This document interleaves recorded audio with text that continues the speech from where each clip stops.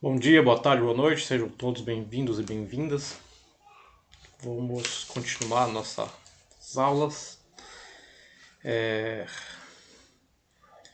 Discutimos até o momento diversos instrumentos que auxiliam o professor na sala de aula, no seu ofício, né? Nesse caso, no nosso caso, o professor de História. Então, com a rápida passagem sobre livros didáticos, sobre formas de diálogos, sobre o uso de obras de arte ou de documentos. Discutimos sobre a forma de pensar a história enquanto um instrumento de formação de consciência, de formação de criticidade sobre os indivíduos, ou de oferecer elementos de formação de criticidade para os indivíduos, ou seja, de dar um sentido para os indivíduos no seu processo existencial. Então, aprendemos até o momento que a história, enquanto conhecimento, ela é uma ciência que se pauta, um conhecimento que se pauta de forma relacional. Não há como pensar a história sem pensar o tempo presente, sem pensar o tempo passado. Não há como pensar que a história é estudo passado, algo que foi e que está dado num certo tempo, num certo espaço, distante de nós e não tem nenhuma influência sobre nós. Ao contrário, nós não estudamos o passado, nós tomamos o passado como elemento condutor para se entender o presente. Então, mais do que estudar o passado, o conhecimento histórico estuda os homens no tempo, e ao estudar os homens no tempo, nos passa imagens, nosso tema de hoje, imagens de como esses homens se comportaram, os seus acertos, erros, formas de entender o mundo, formas de viver o mundo, formas de dar sentido ao mundo. E essa forma, essa maneira, nos ajuda a nos localizarmos, a ter sentido, a suprir nossas carências de orientação no presente. Exceto, obviamente, para aqueles que se portam como zumbis e pouco importa o que aconteceu, ou entendem que o que aconteceu nos traz nada. Ao pensar na formação de consciência, na formação crítica ou na formação humana, sobretudo, ao pensar na formação humana,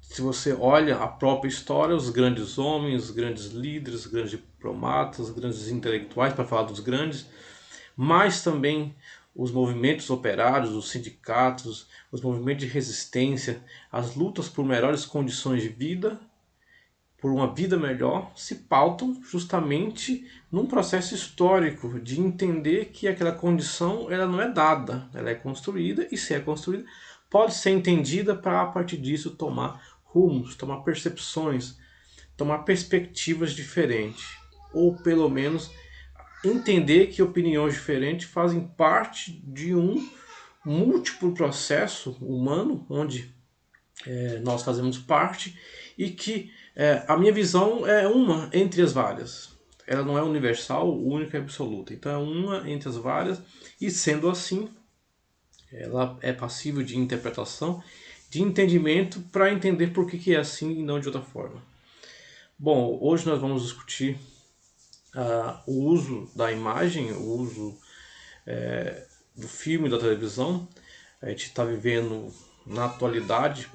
Lembro vocês que o texto que nós estamos trabalhando é um texto da década de 90, mas ele dado as suas devidas proporções contextuais e temporais, ele ainda nos é útil, ele ainda nos é útil para entender certos comportamentos, como pessoas, ou como estudantes, ou como futuros professores.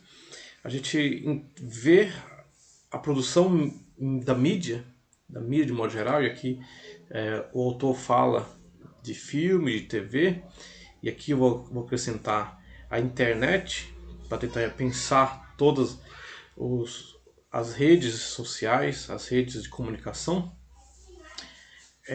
nos bombardeia e também nos permite ter voz, assim como dá voz a muita gente. E essa ação, uma ação nova, está envolto na sociedade de modo que não há como voltar atrás. É difícil pensar que vamos abandonar isso e voltar a viver isolados, né, naquele telefone lá fixo, como era o desejo de alguns. Eu lembro, né, quando eu morava lá em São Paulo, quando o primeiro parente comprou um telefone lá, aquele telefone fixo lá e ligava, era um luxo, né? Uma coisa fantástica, porque era caríssimo, algo que para as pessoas comuns não havia acesso. Para quem era da elite, para quem já tinha uma coisa, era algo fantástico. Algo fantástico, algo comum. Para nós era algo fantástico, né? Nossa, pegar um telefone aqui, ligar para alguém lá longe, daqui eu falar com alguém lá longe, ouvir a voz da pessoa e tal. Quando eu mudei para Jussara, na década de 90, 96, 97, havia um centro eu não lembro exatamente o nome, parece que era Goiás, me parece que era isso. Havia um centro ali, perto da academia Souls Fit, perto ali da Agrovida.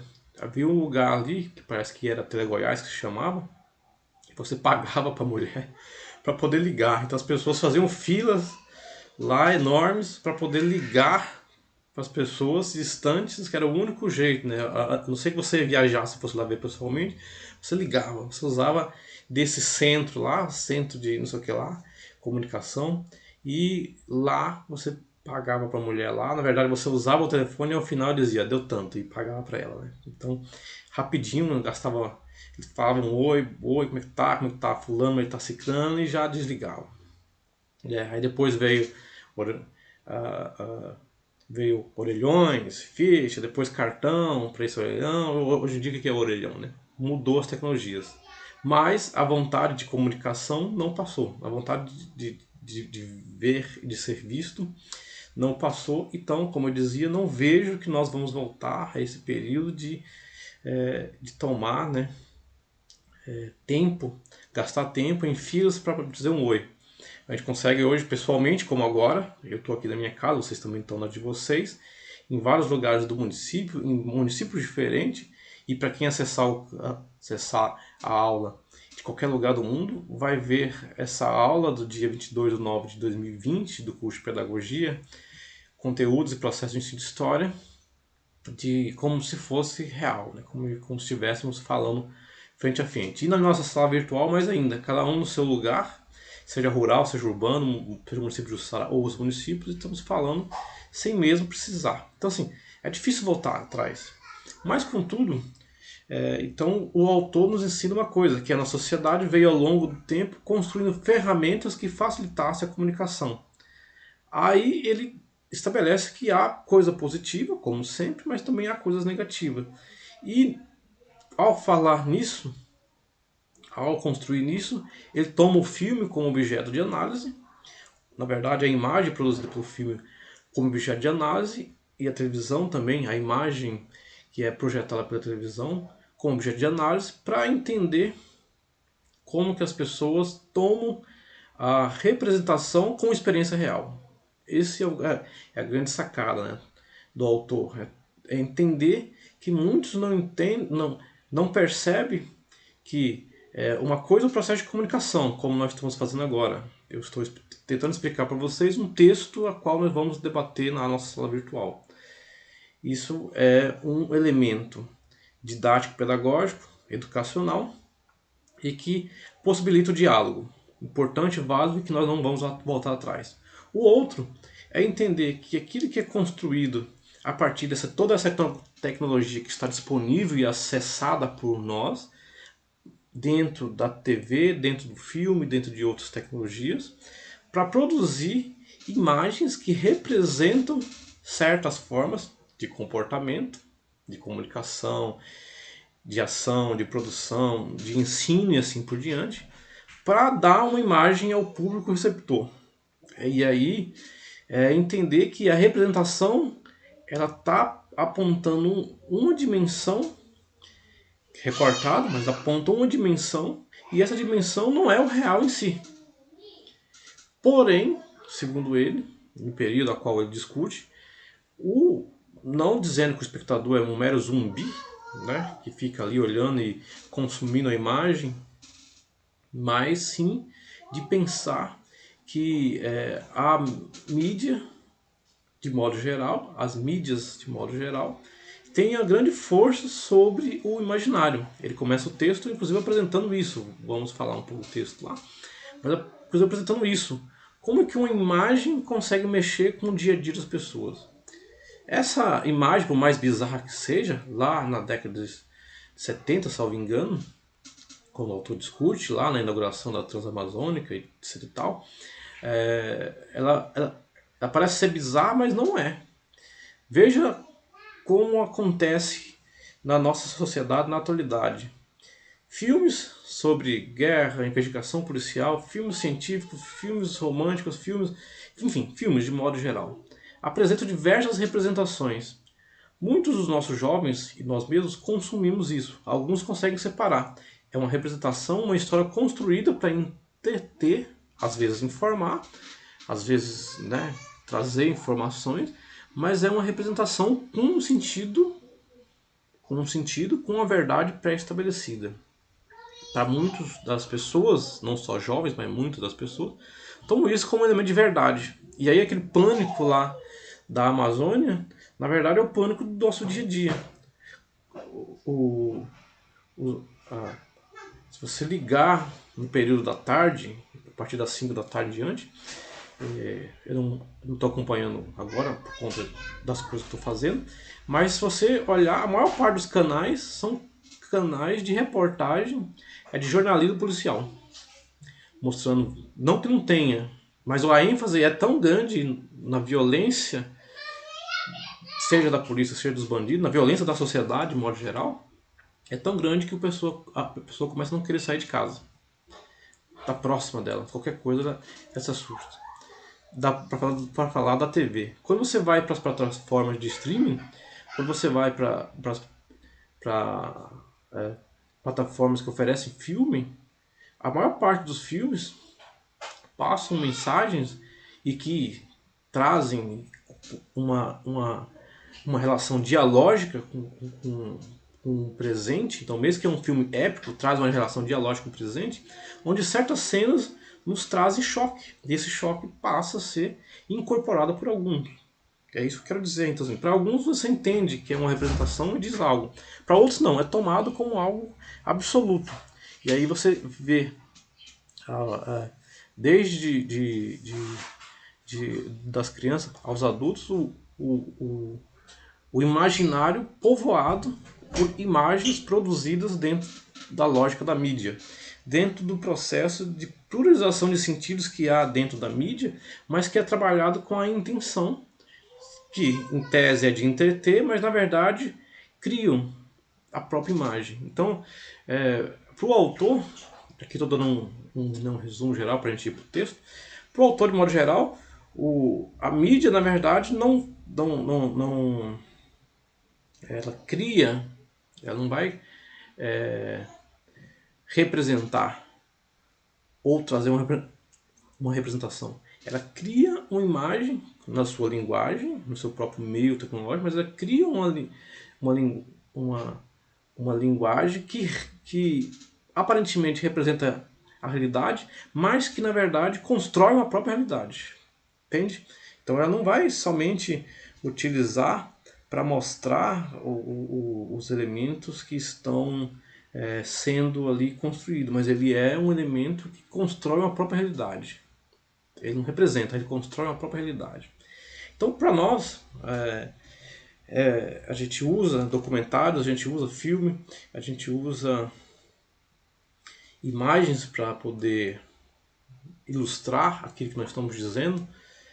Por outro lado, além de ilustrar, nós usamos filmes, imagens e outros, não só para ilustrar, mas para significar, para representar certo momento histórico. E essa ação, ela não só representa, como ela constrói uma realidade. E aí isso é preciso ter atenção sobre isso. Por que é preciso ter atenção sobre isso? Porque no caso da mídia, na crítica que o autor faz, ele está estabelecendo a crítica aos instrumentos da mídia, de modo geral, falando das mídias de modo geral, seja televisiva ou tecnológica. Essa construção da imagem que constrói uma realidade passa por todo um processo de edição, de, de direção, de roteiro, de posição da câmera, de movimento da câmera, de cenários, de imagens, de contrastes de claro, escuro, imagem alegre, imagem triste e assim por diante. Mas constrói uma imagem que constrói uma realidade e, segundo ele, é muito forte essa ação, e mais produz som, produz movimento, produz sensações, é muito forte e ganha o telespectador, não que ele seja passivo, mas ganha esse telespectador e ele começa a não viver a sua experiência real, mas a experiência representada lá, que para ele é o próprio real. O que nós temos aí de pessoas que vivem diversos problemas de ordem psicológica por conta da tecnologia não é pouco, seja por excesso de uso ou pelo mau uso. Pela falta não tenho conhecimento, né? Mas pelo excesso ou pelo mau uso, onde não consegue mais largar o celular, onde não consegue mais viver sem uma TV enorme, né? Não que seja ruim, é importante, é bom, é legal, a gente se distrai, a gente aprende também, a gente conhece muita coisa. Mas dizem alguns, né, que quando a televisão é muito grande e a biblioteca é pequena, já dá para ter noção de como que se comporta, como que é esse indivíduo, né? Então, a proposta do nosso diálogo hoje é tentar entender como é construído esses elementos para aí, como foi proposto ao longo das nossas aulas, do primeiro bimestre até agora, oferecer aos nossos alunos a possibilidade dele entender que toda a produção da mídia ela é uma produção construída. E se é construída, toda figura, toda representação, todo desenho, toda música, todo cenário, toda imagem posta, seja estática ou em movimento, é posta por alguém. E se é posta por alguém, está lá a intenção de alguma coisa. Está lá a intenção de alguma coisa. Para além de gostos políticos, para além de tendências ideológicas, conservadoras, ultraconservadoras, de centro-esquerda, de direita, de extrema-direita, é importante a percepção, e aí, sobretudo, ainda mais na atualidade, né? Por que eu estou dizendo na atualidade? Quando não havia isso, era outros problemas, era precisar discutir outras coisas. Quando na época do panfleto, na época do boca a boca, era outra situação. Hoje você está na sua casa e um monte de coisa de todo lugar do planeta chega a você. Então é preciso atenção para entender o que é fato, o que é fake, para atualizar a coisa, né? E mesmo o fake ou mesmo o fato, partindo de uma análise histórica, partindo de uma interpretação, todos eles carregam uma mensagem. Porque ao receber o fake, quem o colocou tem alguma intenção. E o fato, mesmo o fato, ele é carregado de intenção. Entender essa intenção é importante para você se localizar. Das duas que chegam a você, onde que você se localiza? Você vai tomar qual posição? Você vai tomar qual ação? Que medida você vai tomar frente a esse bombardeamento que chega a nós para que você não seja envolvido? Lógico que o fato é importante, mas o fato não é suficiente. Então por isso que a gente sempre reinterpreta. O fake é perigoso, porque ele constrói falsas consciências, ele apresenta como algo que constrói uma realidade, mas que não é, e por isso produz ideologias que atendem a interesses. O fato, enquanto fato, por mais que não seja suficiente, ainda é mais próximo possível da verdade. Por isso que é importante nós discutirmos, então, fatos e desconstruirmos fakes, porque esse é o trabalho que nós fazemos enquanto professores para construir significados que sejam realmente capazes, por via da representação, de explicar parte da realidade. Lembrando sempre, óbvio, né, que nós não conseguimos abarcar o todo da realidade. Então é sempre uma parte, mas é essa parte que nos dá sentido, é essa parte que nos dá significado. Uma pessoa sem sentido, uma pessoa sem significado, sofre diversos problemas no campo da psicológico. Uma pessoa sem memória é uma pessoa que não tem existência. Então por isso que é importante a construção de uma memória, e uma memória sempre está atenta e sempre está preocupada em se localizar, em entender. Porque enquanto houver isso, você tem sentido para a vida. Na ausência disso, você perde o sentido para a vida. Querer saber, querer conhecer, querer entender a pluralização das verdades que são postas é um fator fundamental para que a gente tenha existência, e sobretudo para nós, estudantes, na posição de que nós ocupamos, daqueles que explicam, daqueles que tentam entender para explicar, daqueles que tentam esclarecer, sem obviamente impor, mas pela via do convencimento, pela via da persuasão, esclarecer fatos da nossa realidade. É importantíssimo esse elemento. Então, como eu dizia para vocês, o autor Elias Tomé Saliba nos traz aqui experiências e representações sociais, reflexões sobre o uso e o consumo das imagens. Esse texto começa contando uma história, né, onde possivelmente vampiros chegariam a uma cidade e causa todo um alvoroço, né, todo um pânico, né? O autor chama isso de cena bizarra, mas essa cena bizarra que para ele é tomada como exemplo para reflexão, ela nos diz uma coisa muito importante, que nunca devemos subestimar a experiência pessoal e social das pessoas e dos grupos, quaisquer que elas sejam, seja no campo religioso, midiático, político. Todas essas experiências nos dão significados, e esses significados, em alguns casos, segundo eles, acabam substituindo a experiência real por experiências de mídia. E nisso, devido ao bombardeio contínuo das imagens em velocidade, afasta-nos do mundo real, diminuindo o espaço, e eu diria também o tempo da nossa experiência, e acabamos por encontrar personagens que passam a povoar o nosso imaginário mais do que personagens. Então são elementos criados, imaginados por alguém, passam a povoar o nosso imaginário mais do que o nosso próprios seres humanos, nossos próprios vizinhos, parentes e assim por diante. Isso não significa que a experiência da mídia suprime, né, completamente as experiências reais e vai homogeneizar as nossas relações ou inibir nossas expectativas. Mas é importante ter muito cuidado com essas experiências, porque ela altera drasticamente nossos sentidos. É certo que, segundo ele, a partir do recorte que ele faz, que a globalização também atingiu a mídia, e ao atingir, quando a globalização atinge a mídia, é produzido um conjunto de imagens num ritmo muito rápido e alucinante, onde informações e imagens passam a ser divulgadas numa lógica. Ele não diz que vai homogeneizar, mas sim vai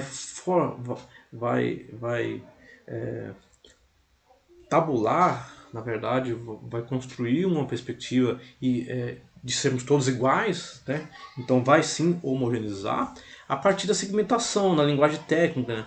Ou seja, a segmentação de diversas práticas do campo produtivo da mídia reelabora conteúdos e programas em acordo com a nossa localidade, mas sempre pensando na globalização, que nos faz perder identidade. Ou seja, você começa a tomar elementos que estão mesmo distantes como muito próximos. Você começa a participar e a deixar de entender o seu como se vivêssemos numa cadeia global, que tem um certo fundo de verdade. É óbvio que nós vivemos só num planeta, é óbvio que nós temos uma só humanidade, mas cada um tem a sua demanda particular. E essa demanda particular, ou essa relação particular, deve ser acompanhado de perto. Então, é olhar o todo, mas não jamais perder o particular. E em muitos casos, segundo o autor, é perdido esse particular. Então, eventos televisivos como da Romênia de 89, que eu tomo como exemplo, ou a Guerra do Golfo, aqui eu vou chamar a atenção para vocês para as questões que acontecem no dia a dia aí, de outros lugares no que refere à violência e outros que são tomados pelas nossas pessoas, pelos nossos jovens, pelas nossas pessoas de modo geral, como se fossem deles. Aqui é importante que ele vai conceituar, né, o ato da leitura, né? Talvez se leia sempre no escuro. A melhor hora para se ler é de madrugada, na minha percepção. Se você não lê de madrugada, você lê durante o dia, como vocês estão ouvindo aí, para me ler esse livro aqui, eu tive que fazer noite perto dele. Ou seja, eu quero dizer que para entrar no universo das letrinhas e tirar algum significado, eu preciso estabelecer uma conexão. E para estabelecer uma conexão, eu tenho que me distanciar. A mídia, ler, exige de nós um exercício. Quando você vai para os produtos da mídia, isso acontece naturalmente. Você começa a assistir um filme, lê uma mensagem do WhatsApp, para ser mais preciso, e o resto da sua volta fica escuro. Queima a panela, ferve o leite, o menino cai, o marido chama, a esposa chama, fulano chama, e você não vê, porque você está dentro lá, acompanhando os significados, né? Entende a força nesse sentido que o autor está dizendo, o quanto que a força está dizendo. Eu usei do WhatsApp, mas não é o melhor exemplo, né? Mas quando você está assistindo um filme ou uma novela, você acaba se inteirando tanto com aquilo lá, que tudo que está à sua volta perde. Então você acompanha o sentido e o significado. A leitura exige da gente maior dedicação, mas essa analogia que o autor faz nos permite, né, entender a força que há daquilo que articula imagem, palavra, som e movimento, e que de certa forma altera a nossa realidade. Nós saímos do plano real e começamos a viver o plano representativo. Quantos indivíduos, grupos, pessoas não estão fissurados em imagens, passam o dia inteiro na televisão, passam o dia inteiro nas plataformas de filme, online, passam o dia inteiro no YouTube e deixam de viver a sua realidade, né? Quantas vezes nós nos deparamos com isso? Então, para utilizar o filme no processo de ensino, deve ser examinado o seu conteúdo dentro, segundo o autor, de um trabalho acabado. Analisar um filme não é somente a intenção do diretor ou a análise do conteúdo que há do roteiro que tem no filme. Quando você apresenta um filme para uma sala de aula, ou quando você se propõe a entender um filme do ponto de vista do ensino de história, do ponto de vista da perspectiva de história, é preciso mostrar as maneiras do conhecimento histórico que o filme também é um produto, né? Ele é um produto cultural, e se é um produto cultural, ele irradia um processo de pluralização de sentidos e de verdades. E ao fazer isso, ele constrói uma imagem que necessita ser pensada, trabalhada, refletida. Então, construir a história que narra, entende, que percebe o filme, implica em destruir significações que estão dentro do próprio filme. Porque o filme, na verdade, ele constrói uma narrativa que muitas vezes vai destruir significados estáveis, desmontar sentidos, estabelecer novas verdades ou novos mitos. Para nós analisarmos, enquanto professores de história, o filme, a gente tem que fazer esse mesmo processo de destruir. Então a gente tem que pensar que o filme carrega uma imagem. E uma coisa, ao carregar uma imagem, ele constrói essa imagem, ele constrói esse significado, ele constrói essa verdade. O que eu quero dizer? Que seja um livro, seja uma reportagem, seja um filme, ou qualquer coisa do nosso dia a dia, aqui estou generalizando, né? Qualquer coisa do nosso dia a dia, ele é construído a partir de formas de imagem. Mesmo quando eu falo, eu construo imagem. Então, é construído imagem. Então, o bacana do filme é que alguém construiu ou colocou a imagem lá. E se colocou a imagem lá, aí nós podemos já estabelecer a nossa interpretação sobre ele, né? Sobre ele. Só até aqui me parece que assim, importantíssimo esse conteúdo, né? Para perceber que muitas vezes o aluno deixa de ler o filme, desculpa, na verdade o aluno deixa de ler o livro achando que o filme é capaz de abordar os elementos que compõem certo tempo e espaço. Então eu não vou ler um livro de história do Brasil que fala dos processos de independência, escravidão, etc. e tal. Eu vou assistir um filme bacana, mas o filme é somente uma peça. E que muitas vezes, como está posto aqui pelo autor, destrói diversos elementos. E ao invés de construir uma imagem que seja mais próxima, e isso exige um esforço muito grande de leitura, ele dá como uma imagem pronta e acabada, e muitas vezes romantizada, muitas vezes ironizada e assim por diante. Não que o livro não faça, não que os autores não façam, mas no campo da memória coletiva, trabalhar com filme, trabalhar com a construção subjetiva das produções humanas no tempo, o filme é uma ferramenta que auxilia, mas ele não resolve em si.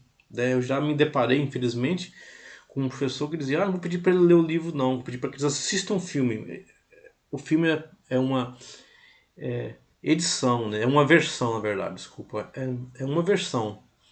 O livro, ele dificilmente você pode pegar aí, ler um livro e pegar um filme sobre o livro, sobre esse livro, ou os filmes que fizeram sobre esse livro. Ele nunca vai ser exatamente como o livro, porque sempre vai ser uma versão, sempre vai se aproximar, jamais vai chegar no livro. Assim como o filme também não se aproxima da realidade, é sempre uma versão sobre a realidade da intenção do autor. E isso nós devemos levar em consideração para que os alunos tenham maior consciência. Então, nessas proposições, vamos lá para o nosso Google Meet, né, para a gente dar continuidade à discussão. Antes disso, né, eu queria deixar aí uma questão, né? Bom, de modo geral, o texto está nos mostrando como desmistificar certas ilusões que acabam por fazer parte da nossa realidade ou nos dão uma realidade, constrói uma realidade que não é a realidade em si, mas uma realidade a partir da produção a qual é proposta e que nós temos contato. Ao longo do texto, o autor faz diversas críticas, dá atenção à recepção, porque segundo ele é importante perceber a produção, mas sobretudo também a recepção. Qual o uso é feito da produção cinematográfica, da produção televisiva, da produção midiática, da mídia. E aí cita lá 3 filmes, né? A certo momento, esses 3 filmes fazem uma crítica à sociedade, à nossa sociedade, que segundo ele é uma sociedade de representações, né? Na verdade, no íntimo, essa imagem justa, correta, bonita, religiosa, puritana, etc e tal, ela é falsa no íntimo da sociedade burguesa que ele está estabelecendo a crítica. A hipocrisia, a violência, o adultério, a exploração, ela é visível, ela é constante. Bom, então, diante disso, segundo o autor, uma forma de você desmistificar certas imagens que são produzidas, diversas imagens, aqui eu estou tratando de modo generalizado, né? Generalizado. Lá na sala vou entrar em mais detalhes, mas apresentar alguns exemplos, né? Mas uma forma de desmistificar a imagem é mostrar como os valores ou as ideias ou as verdades são construídas e, sendo construídas, como que essa realidade é mal construída, segundo ele, né? Como que essa realidade é mal construída? Aí a pergunta que eu lanço é a seguinte: qual a realidade que está sendo construída, ou mesmo criada, ou mesmo oferecida na atualidade? Todos os problemas que nós vivemos e estamos passando, mas é produzida uma imagem, ou produzida algumas imagens, e essa talvez seja o nosso foco de entendimento para entendermos, né, a como que é uma época, né? Como que é uma época, como que uma época dá ou cria sentido. Então, basicamente é isso, né? Vamos, já tem 35 minutos aí de vídeo, né? Se vocês procurarem lá sobre os 3 filmes, né, apresentado pelo autor, só para fazer aqui rapidamente uma menção a eles, são filmes que mostram, que lidam com a questão surreal, um pouco realistas, mas enfim, sem entrar nos debates técnicos do filme, basicamente eles fazem uma crítica ferrenha, né, aos valores da, da nossa sociedade, sobretudo da alta sociedade, da burguesia, e mostrando que eles só são o que são devido ao lugar que estão. Não sei se é a melhor expressão para clarear meu pensamento, mas só são o que são devido ao lugar que estão. Quando colocada em outras situações, é que de fato revelam sua verdadeira face. E todo aquele requinte, todo aquele modo de ser vai por terra, né? Cai por terra. Enfim, é um negócio das questões humanas, né? Isso faz parte das questões humanas. Né? Ontem eu discutia com os alunos do período anterior de vocês, do terceiro período. Em certo momento eu perguntei se. Perguntei alguma coisa lá, me esqueci agora. Aí algum deles se levantou bravamente e disse: Não, mas depende do lugar que eu estou. Se eu estou como aluno, eu me comporto de uma forma. Se eu estou como professor ou como observador, eu me comporto de outra forma. Até porque eu vejo mais coisas. Talvez, né, na condição a qual nós estamos, de consumidores de imagem, nos comportamos de um jeito. Porque os produtores de imagem, que passam a imagem, que dão a imagem, que transmitem uma imagem de mundo, e claro, que não é de mundo, é de sociedade, de como o modo de sociedade tem outra visão. Então, assim, talvez debater, discutir esses elementos seja uma forma de clarear melhor com os lugares a quais estamos e quais os lugares a quais os alunos estão e como ele se entender. Porque a grande questão que eu acredito que deve ser posta aqui, do ponto de vista da reflexão, qual é o lugar dos alunos na imagem? Qual é o seu lugar na imagem? Qual é o lugar das pessoas na imagem? As pessoas, estou dizendo de modo geral, não um grupo limitado que tem domínio das tecnologias, dos modos de produção tecnológica, midiática, assessorados por diversos indivíduos para produzir uma certa imagem. Mas a imagem em si mesmo da realidade, né? Qual é o lugar que nós estamos? Entendendo que, óbvio, o cinema, assim como qualquer coisa, apenas abarca uma parte da realidade. Então,